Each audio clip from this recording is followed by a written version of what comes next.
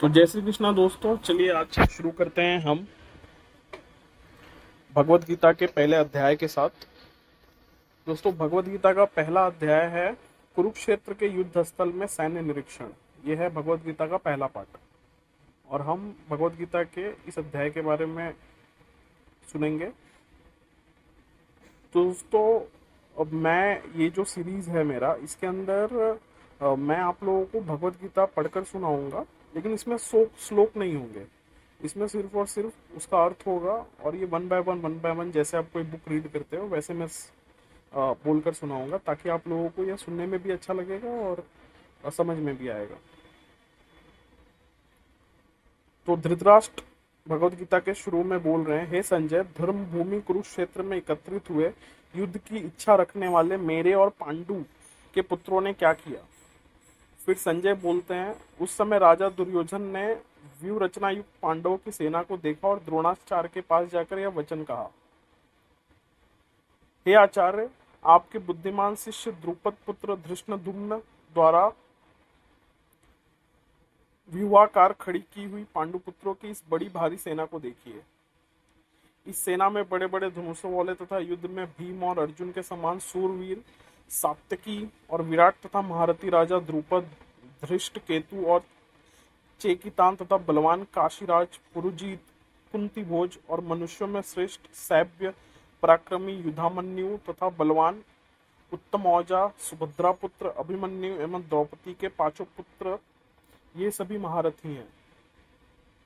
हे ब्राह्मण श्रेष्ठ, अपने पक्ष में भी जो प्रधान है उनको आप समझ लीजिए। आपकी जानकारी के लिए मेरी सेना के जो सेनापति है उनको बतलाता हूँ। आप द्रोणाचार्य और पितामह भीष्म तथा कर्ण और संग्राम विजयी कृपाचार्य तथा वैसे ही अश्वत्थामा विकर्ण और सोमदत्त का पुत्र भूरिश्रवा और भी मेरे लिए जीवन की आशा त्याग देने वाले बहुत से सूरवीर अनेक प्रकार के शस्त्रास्त्रों से सुसज्जित और सब के सब युद्ध में चतुर हैं। भीष्म पितामह द्वारा रक्षित हमारी वह सेना सब प्रकार से अजेय और भीम द्वारा रक्षित इन लोगों की यह सेना जीतने में सुगम है। इसलिए सब मोर्चों पर अपनी अपनी जगह स्थित रहते हुए आप लोग सभी निसंदेह भीष्म पितामह की ही सब ओर से रक्षा करें। कौरवों में वृद्ध बड़े प्रतापी पितामह भीष्म ने उस दुर्योधन के हृदय में हर्ष उत्पन्न करते हुए उच्च स्वर से सिंह की दहाड़ के समान गरजकर शंख बजाया। इसके पश्चात शंख और नगाड़े तथा ढोल, मृदंग और नरसिंधे आदि बाजे एक साथ ही बज उठे। उनका वह शब्द बड़ा भयंकर हुआ। इसके अनंतर सफेद घोड़ों से युक्त उत्तम रथ में बैठे हुए श्री कृष्ण महाराज और अर्जुन ने भी अलौकिक शंख बजाए। श्री कृष्ण महाराज ने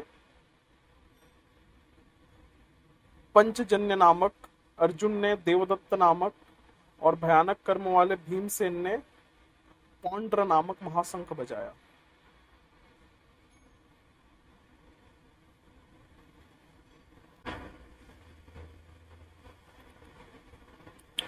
कुंती पुत्र राधा युधिष्ठिर ने अनंत विजय नामक और नकुल तथा सहदेव ने सुघोष और मणिपुष्पक नामक शंख बजाए। श्रेष्ठ धनुष वाले काशीराज और महारथी शिखंडी एवं धृष्टद्युम्न तथा राजा विराट और अजेय सात्यकी राजा द्रुपद एवं द्रौपदी के पांचों पुत्र और बड़ी भुजा वाले सुभद्रा पुत्र अभिमन्यु, इन सभी ने हे राजन सब ओर से अलग अलग शंख बजाए और उस भयानक शब्द ने आकाश और पृथ्वी को भी गुजाते हुए धृतराष्ट्रों के अर्थात अपने पक्ष वालों के हृदय विदीर्ण कर दिए। हे राजन, इसके बाद कपिध्वज अर्जुन ने मोर्चा बांधकर डटे हुए धृतराष्ट्र संबंधियों को देखकर उस शस्त्र चलने की तैयारी के समय धनुष उठाकर ऋषिकेश श्री कृष्ण महाराज से यह वचन कहा, हे अच्युत, मेरे रथ को दोनों सेनाओं के बीच में खड़ा कीजिए और जब तक कि मैं युद्ध क्षेत्र में डटे हुए योद्धा के अभिलाषी इन विपक्षी योद्धाओं को भली प्रकार देख न लूं कि किस युद्ध रूप व्यापार में मुझे किन किन के साथ युद्ध करना योग्य है, तब तक उसे खड़ा रखिए। दुर्बुद्धि दुर्योधन का युद्ध में हित चाहने वाले जो ये राजा लोग इस सेना में आए हैं, इन युद्ध करने वालों को मैं देखूंगा। संजय बोले, हे धृतराष्ट्र, अर्जुन द्वारा कहे अनुसार महाराज श्री कृष्णचंद्र ने दोनों सेनाओं के बीच में भीष्म और द्रोणाचार्य के सामने तथा संपूर्ण राजाओं के सामने उत्तम रथ को खड़ा कर इस प्रकार कहा कि हे पार्थ, युद्ध के लिए जुटे हुए इन कौरवों को देख। इसके बाद पृथापुत्र अर्जुन ने उन दोनों ही सेनाओं में स्थित ताऊ चाचा को, दादा परदादा को, गुरुओं को, मामाओं को, भाइयों को, पुत्रों को, पौत्रों को तथा मित्रों को, ससुरों को और सुहृदों को भी देखा। उन उपस्थिति संपूर्ण बंधुओं को देखकर वे कुंती पुत्र अर्जुन अत्यंत करुणा से युक्त होकर शोक करते हुए यह वचन बोले। अर्जुन बोले, हे कृष्ण, युद्ध क्षेत्र में डटे हुए युद्ध के अभिलाषी इस स्वजन समुदाय को देखकर मेरे अंग शिथिल हुए जा रहे हैं और मुख सूखा जा रहा है तथा मेरे शरीर में कंप एवं रोमांच हो रहा है। हाथ से गांडीव धनुष गिर रहा है और त्वचा भी बहुत जल रही है तथा मेरा मन भ्रमित सा हो रहा है, इसलिए मैं खड़ा रहने को भी समर्थ नहीं हूँ। हे केशव, मैं लक्षणों को भी विपरीत ही देख रहा हूँ तथा युद्ध में स्वजन समुदाय को मारकर कल्याण भी नहीं देखता। हे कृष्ण, मैं न तो विजय चाहता हूँ और न राज्य तथा सुखों को ही। हे गोविंद, हमें ऐसे राज्य से क्या प्रयोजन अथवा ऐसे भोगों से और जीवन से भी क्या लाभ है। हमें जिनके लिए राज्य, भोग और सुखादि अभिष्ट हैं, वे ही ये सब धन और जीवन की आशा को त्याग कर युद्ध में खड़े हैं। गुरुजन, ताऊ चाचे, लड़के और उसी प्रकार दादे, मामे, ससुर, पौत्र, साले तथा और भी संबंधी लोग। हे मधुसूदन, मुझे मारने पर भी अथवा तीनों लोकों के राज्य के लिए भी मैं इन सबको मारना नहीं चाहता, फिर पृथ्वी के लिए तो कहना ही क्या। हे जनार्दन, धृतराष्ट्र के पुत्रों को मारकर हमें क्या प्रसन्नता होगी। इन आतताइयों को मारकर तो हमें पाप ही नहीं लगेगा। अतएव हे माधव, अपने ही बांधव धृतराष्ट्र के पुत्रों को मारने के लिए हम योग्य नहीं है, क्योंकि हमने ही कुटुंब को मारकर हम कैसे सुख करेंगे। यद्यपि लोभ से भ्रष्ट चित्त हुए ये लोग कुल के नाश से उत्पन्न दोष को और मित्रों से विरोध करने में पाप को नहीं देखते, तो भी हे जनार्दन, कुल के नाश से उत्पन्न दोष को जानने वाले हम लोगों को इस पाप से हटने के लिए क्यों नहीं विचार करना चाहिए।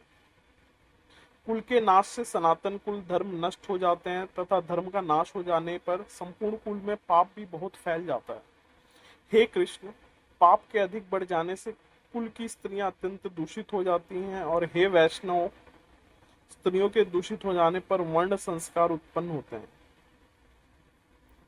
वर्ण संकर कुल घातियों को और कुल को नरक में ले जाने के लिए होता है। लुप्त हुई पिंड और जल की क्रिया वाले अर्थात श्राद्ध और तर्पण से वंचित इनके पितर लोग भी अधोगति को प्राप्त होते हैं। इन वर्ण संकर कारक दोषों से कुल घातियों के सनातन कुल धर्म और जाति धर्म नष्ट हो जाते हैं। हे जनार्दन, जिनका कुल धर्म नष्ट हो गया है, ऐसे मनुष्यों का अनिश्चित काल तक नरक में ही वास है, ऐसा हम सुनते आए हैं।